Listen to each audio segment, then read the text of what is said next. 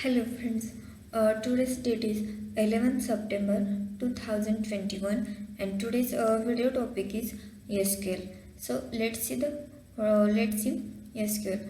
SQL is a standard language for accessing and manipulating database. Now we can see what is the SQL. SQL stands for Structured Query Language. SQL is access and manipulate the database. SQL become a standard of the American National Standard Institute, means ANSI, it in 1986, and of the International Organization for Standardization, ISO in 1987. Now we can see what can SQL do. The SQL can execute the queries against a database. Also, SQL can retrieve data from a database. SQL insert the records in a database. Also, SQL can update the records in a database. SQL can delete the records from a database. SQL can create the new database, and SQL can create a new tables in a database. Then SQL can create store procedures in a database. SQL can create views in a database, and next one is SQL can set permissions on a table, procedures and views. Now now we can see the SQL using now we can see the RDBMS. RDBMS stands for the Relational Database Management System.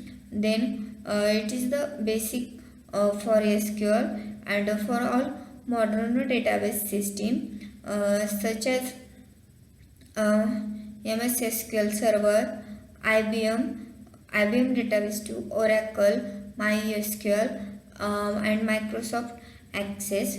The data in RDBMS is stored in a database object called tables. A table is a collection of related data entries, and it consists of columns and rows. Now we can see the example. Select star from customer. Every time it is broken up to in a smaller entities called fields. The fields in the customer table consist the customer ID, then customer name, and customer address, contact name, city, then postal code, country. A field is a column in a table that is designed to maintain the specific information about every record in a table. A record also called a row. Each individual every that exists in a table. For example, there are 91 records in the above customer tables. Record is a horizontal entry in a table, and column is a vertical entity in a table that contains all the information associated with a specific field in the table. Now we can see the syntax. First we have see the database table. Database contains the one or more tables, and each table is identified by name. For example, customer or orders. Table contains the records, that is the rows with data, and now you can see the customer table.